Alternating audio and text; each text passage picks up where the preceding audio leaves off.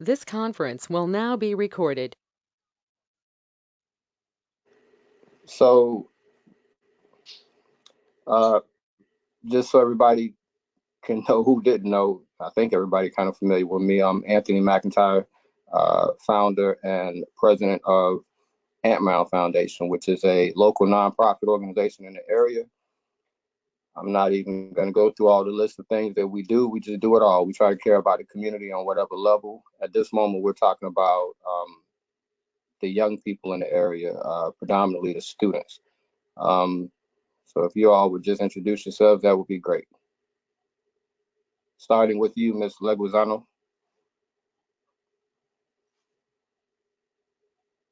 Sorry, I lost my screens here. Okay, here you go.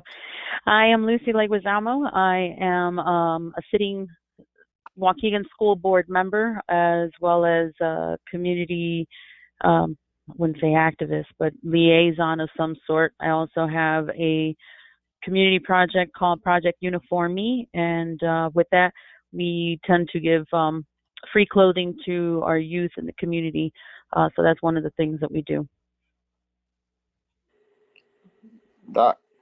Kevin Brown, educator, Waukegan. Ms. Fulton.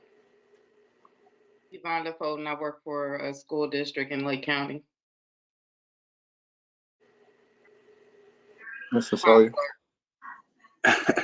Hey, Alex Solar. I'm a pastor at Vertical Encounter Church in Waukegan. So we're missing one other person that's going to come in, and I'm pretty sure very shortly. I didn't want to take up a lot of you guys' time. I really just wanted to sort of have a few minutes of real talk because I get a lot of calls from students and/or family members. A lot of people are kind of focused on the academics right now, which makes perfect sense. I mean, we are talking about students after all, so they're supposed to be in school right now, but at no faults of their own, they're not able to be in school. Um, but I think people kind of lose sight of like some of the other reasons that students actually go to school. A lot of it is to do with socializing, and that's a big part of growing up. A lot of them have other reasons for why they want to get out of their homes, and school is almost like a safe haven for many of them. But I wanted to see if you all thought that there were any things that we could be doing to focus more on that part of the young people in the areas as they sit still in their homes.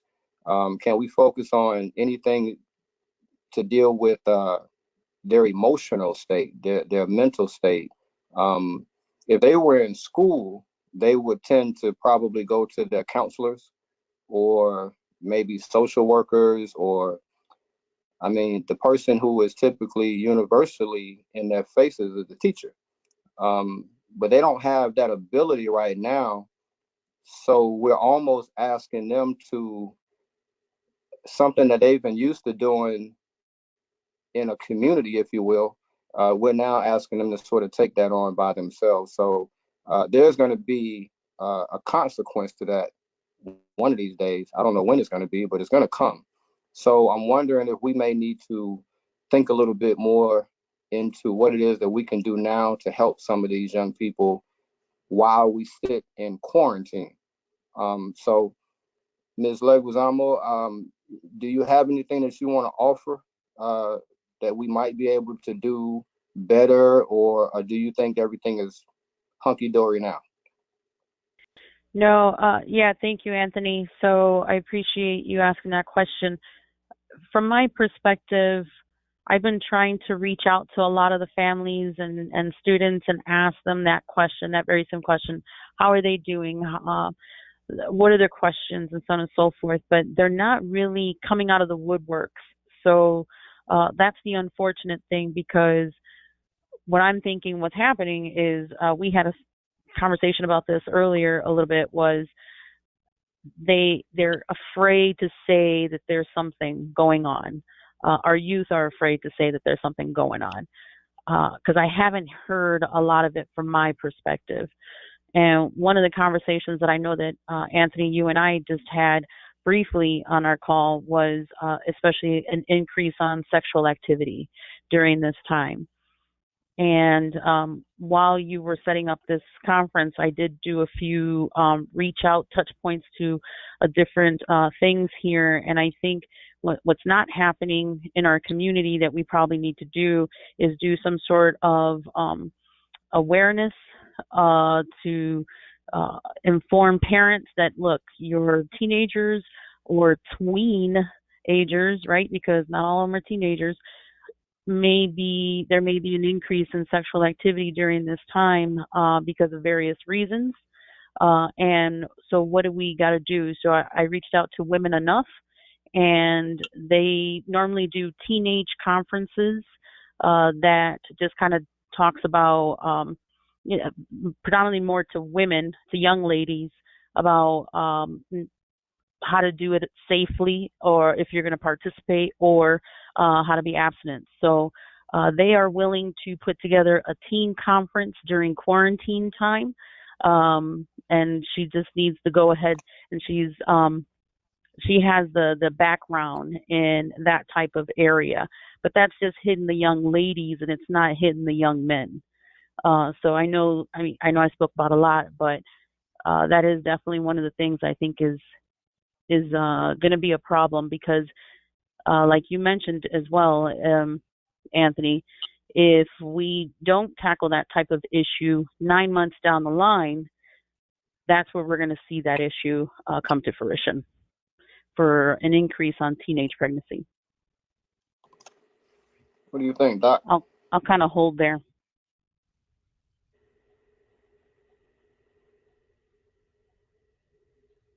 I can't hear you, Doc. Hit your volume, Doc. I'm more concerned, sorry about that.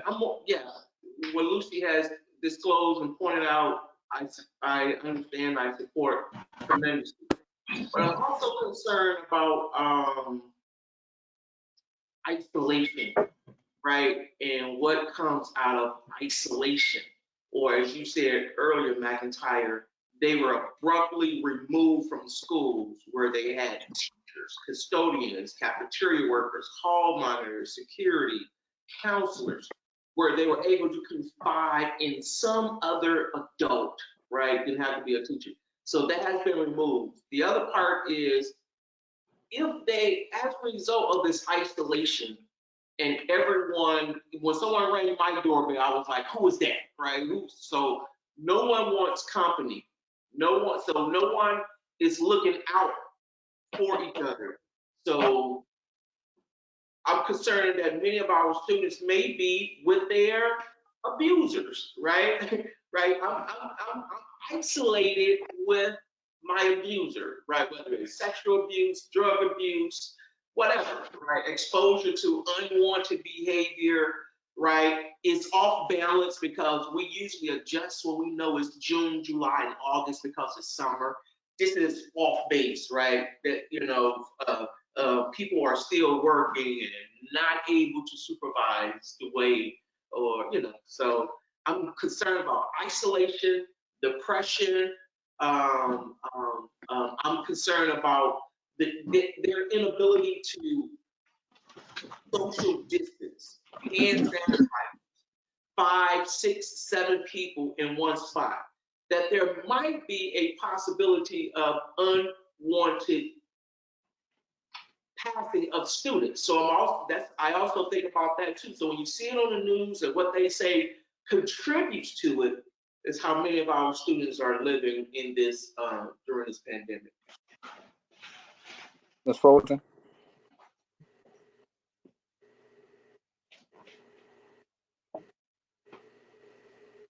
So I would say that this, I guess these disparities and inequalities have always existed, right? It's just exposed more now. So all the sex has been happening, all the non-internet issues have been happening. We just are now trying to figure out what can we do because it's exposed. It should have been exposed. People have been passionate about kids for years, coming to the mic at board meetings, stating their pleas, and no one was understanding or listening, thinking that we were just angry.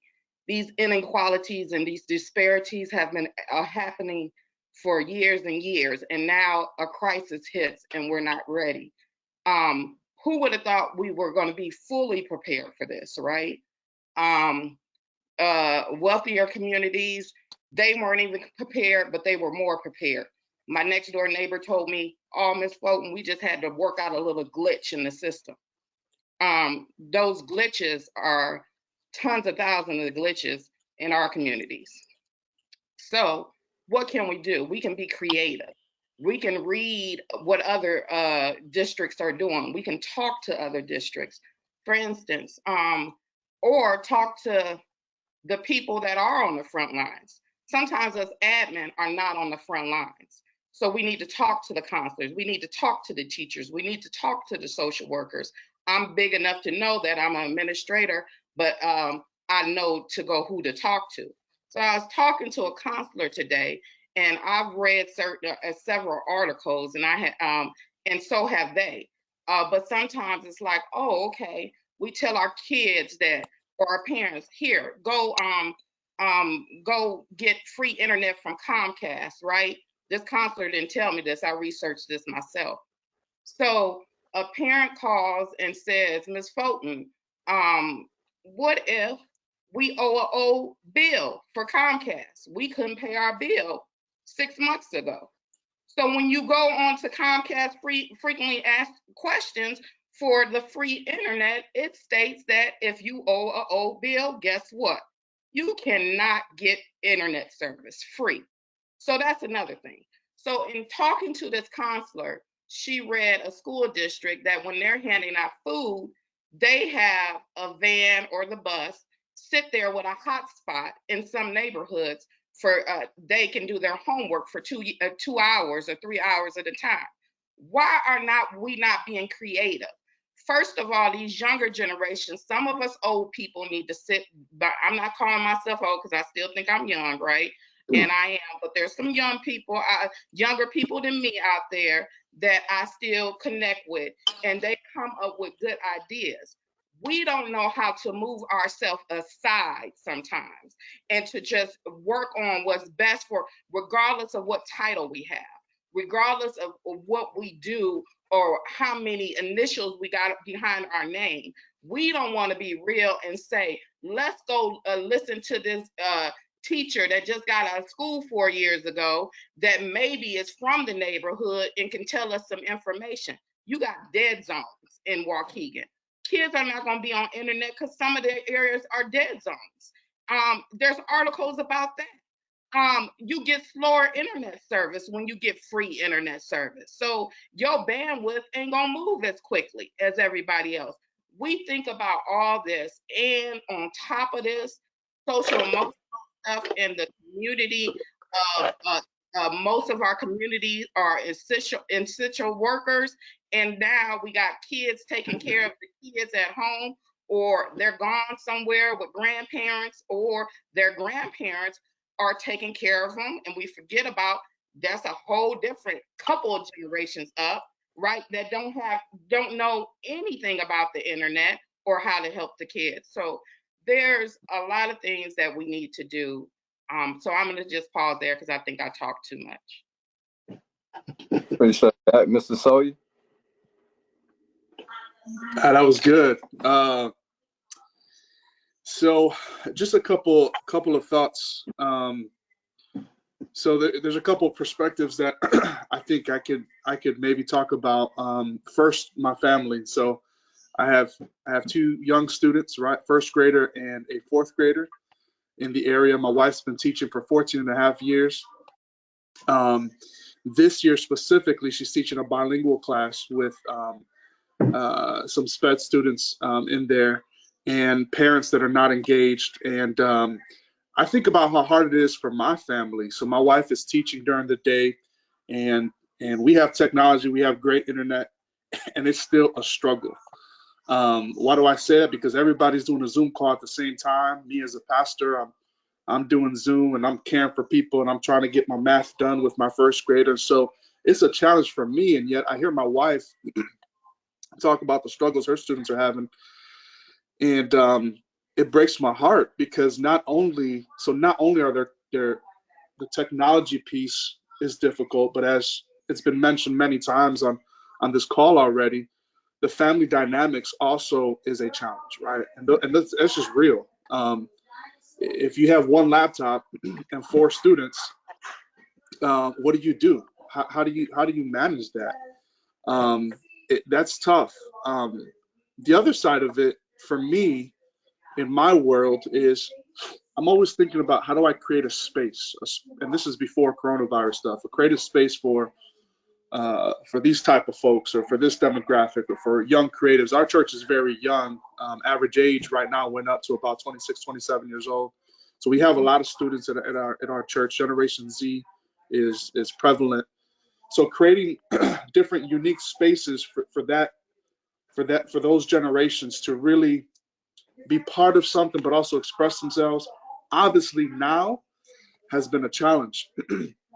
And one thing I was talking to other local pastors about, I just made an observation. For example, all of us here, we're comfortable doing this, Zoom calls, or this is something different, or stuff like that. And I realized over the past few weeks, a lot of my folks that have been probably age 23 and younger, including students, I know we're not talking about the young adults, but I think there's something to observe here. They're not joining my Zoom calls. Now I'm talking about my high schoolers and my middle schoolers that are super engaged, that are part of what we call our dream team. That's what we call our volunteers. I'm talking about leadership in my church that are in their early 20s, just got out of high school. They're like, yo, I don't know if I could do the Zoom thing, and I can't connect with them, and they're by themselves, they're alone, and they're in this dark place. And it really opened my mind to really, and this is what Evonnda was talking about, listening more. And I'm from the area. I'm from Waukegan, born and raised here. I worked in the district for many years. This is just home for me. And yet I'm learning so much about this generation that the spaces that we have been successful in the past are not successful right now. And that's what's concerning to me, but it also drives me. I don't want to be negative about it, but I want to be real and say that we don't have all the answers right now. And the last thing I'll say is logistically it's been difficult. And I think it's been difficult because we set ourselves up for failure in many ways. We have set our expectations low as a community. We have set our standards low as a community, and I'm just being real. When I was a student, the bar was set very low for me, and I made sure not to go above that standard because that's just the way we did things back in the day. And so there's just this long history of difficulty, and now we find ourselves in this crisis, and we're scrambling. However, I would say the solution is listening and acting quickly and finding spaces to be available for these students. How do we do that? I don't know. I don't have the answer, but I think if we create spaces to be available, my wife makes herself available to the parents, to the students, and I know it's limited, but just being how can we become more available? How do we make these resources available to our students during the time? I guess that's the big question for tonight. Coach Springs, you weren't here for the beginning, but what we had was the subject matter. What do we do to help the young people in the area when it comes to issues of their emotional and/or mental state while we sit in quarantine? So the floor is yours. I want to first say I'm happy everyone's here. Apologize for my tardiness. We thought we were in, and technology, even for us that believe we know what we're doing, we have some issues from time to time. I want to say that I'm proud of some things that are happening in our community. I am Waukegan. I'm a Waukegan graduate. My wife's a Waukegan graduate. My my children are Waukegan graduates to go on to be college graduates and successful people outside of that. I coach in the community. I train. I run a virtual training program here in Waukegan. But I was prepared to offer a homeschool component that was going to launch um, uh, fall of 2020, but had to launch spring of 2020. So that was, I had been talking to Lucy about some things that we have been prepared to do and that we're in process of doing right now, from mentoring our kids now and counseling them and preparing to launch our homeschool that we're actually doing now. So can we service more? Absolutely. But we're kind of thrusted into this current position. I know the food's not a big deal, but I'm impressed that we got 80 locations or something like that. I was like, what? Because for me, I was like, if they have 5 locations, if you're hungry, get there, get that food if you're hungry. But we're going to 80 different locations to bring food. I do want to say this. I have a little bit of crisis management in my background. In crisis, education is not primary. First is safety. I got to know that I'm going to live, that education is going to be important. And this was a time initially and still now where some people are not even knowing if they're ever coming back to school. So before we can get to, let's make sure they get an A, which should have been our concern months ago. But right now, let's just make sure we're all okay. Let's make sure we're all okay. And all of our teachers can't do that. 1, because they may not have it. 2, because all of them don't love all of our community. So let's just make sure we understand that. And that is on us to go and show that love and positivity that, hey, we gonna make it through this. This is ugly. There's some disparities on what's happening to people that look like us. But it's a lot of positive going on right now, man. It's a lot of positive in our household. Everyone on here is here and everyone looks healthy, great. We hope everything's going well with your families. But there's a lot of positive going on. I see a lot of people thinking outside the box, coming up with ways to make it happen. And that's what I would want to speak to with our children. And my daughter is definitely a Waukegan student, and I have definitely expressed my vehement passion about things that have not went the right way in Waukegan. But right now, I am not displeased with the efforts that the teachers have made. And I know they could do more, but it's saying this is not all on the teachers. Parents have to step up. And you were mentioning that, Doc, that if it's it could be some abusive situations. When you have a Hurricane Katrina, when you have a tornado, when you have crisis situations, definitely there can be some abusers to take advantage of those situations. But first, we got to make sure they're safe. And then we get to, come on, we all know Maslow's hierarchy of needs. So we have to make sure that we take care of the hierarchy of needs first. And then we get to these problems that should have always been addressed. We've known we've had food deserts for quite a while. We've known we've had high blood pressure, diabetes. We know that we're feeding our kids crap. Come on now. These are not new issues. So I'm excited about being able to offer these opportunities. I'm glad we're here. I'm in the fight. We're going to win. So let's go make it happen. I definitely appreciate everybody's comments so far. I think most people know me. I'm gonna press a little bit because to me, there's always going to be a portion of the population that's doing better than others, and I tend to want to now focus more on the population that doesn't have the good parents at home, the population that has people who are feeling more like kids are an irritant, a nuisance, if you will. That's small. If you think about, right, in the school districts, the students who get the most attention is only about what, 0.5 or 1%, right? Who seem to be the ones who get all of the media attention, the ones who they say are always disrespectful, rude, fighting, drugs, whatever. That's a very, very small part of the population. They get all of the attention during the school year, I most definitely don't want to ignore them now.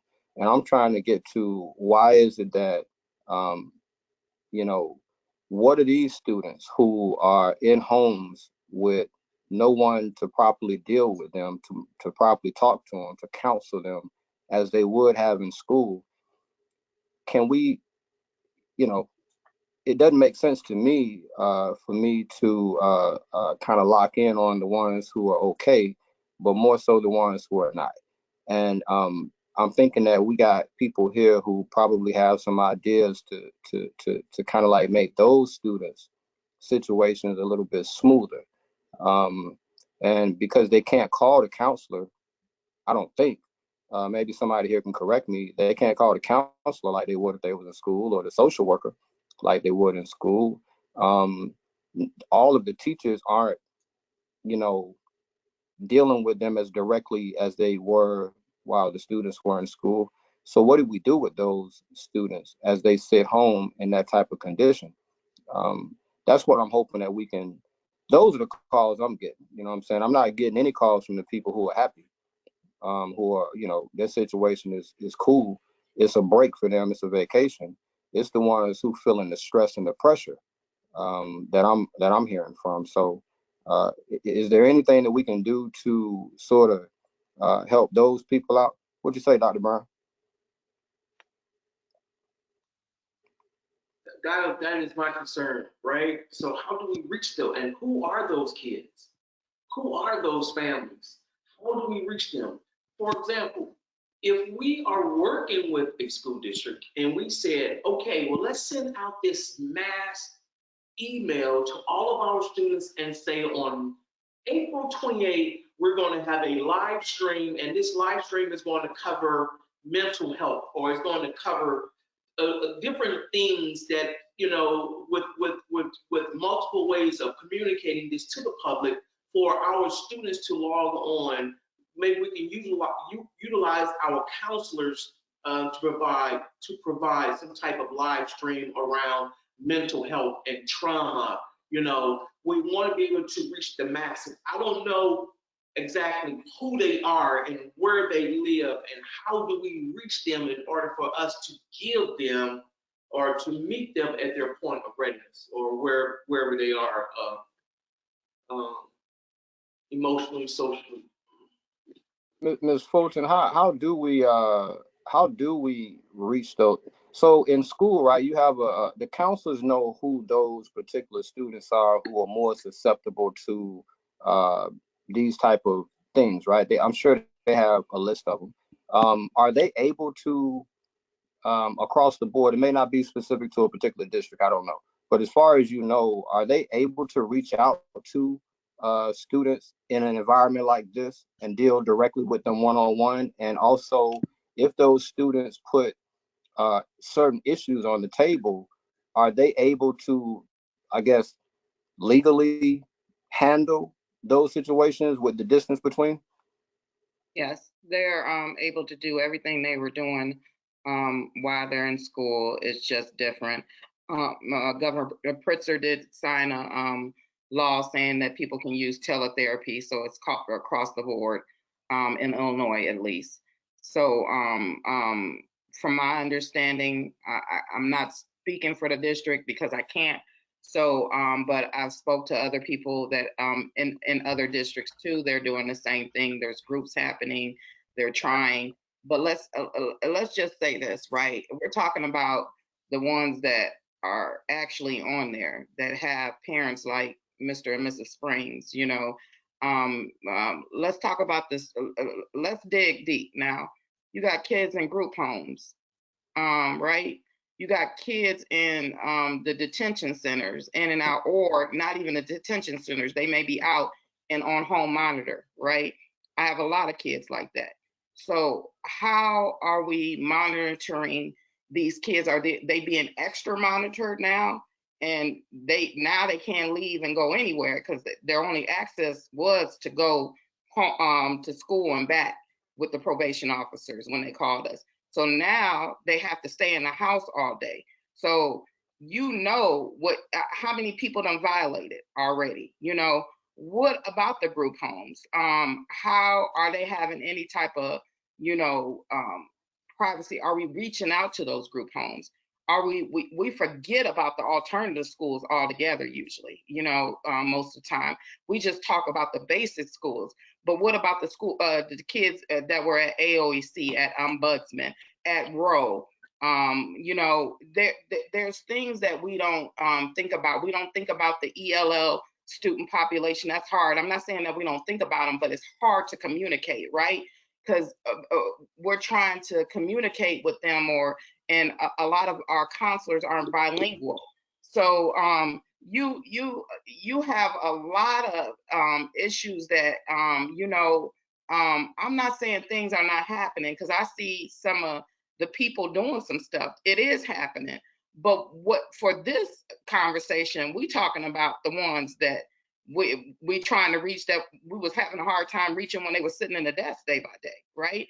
So you want to do drive-bys. I'm always I used to always do drive-bys in the neighborhoods. Now people seem to, with this COVID-19, are we doing drive? I happened to be in Waukegan the other day, and it was tons of our kids just out walking, and it's hard when you feel like you can't stop and talk to them, because you're scared that you're gonna catch something. So, and you normally stop and talk to them, but I mean, how many people are doing that, right? We're sitting in our homes most of the time. A few of us are gonna do it anyway, because we're in the neighborhoods. We're gonna stop even if we have to be 6 feet away in our window. What you doing? How y'all been doing? There's phone calls and stuff that I can't even talk about, right? That we get daily, and it's disturbing, right? And it's mental, and it's stuff that's going on, emotional stuff, that I have to keep my phone on with counselors texting all the time. So I know some people think we know all the ins and outs, but when you in here deep and you have to know the ins and outs, you don't even know the half of it, right? So it's easy for us to keep saying that, this is happening, this is happening. Yes, people are doing the best we can, but man, if you were in intricate detail about what some stuff is going on, your whole mind would shift and change about some things. Really, it would. So, Ms. Leguizamo, so what I had sent out a message to Dr. Brown there. Like, we were talking at one point in time.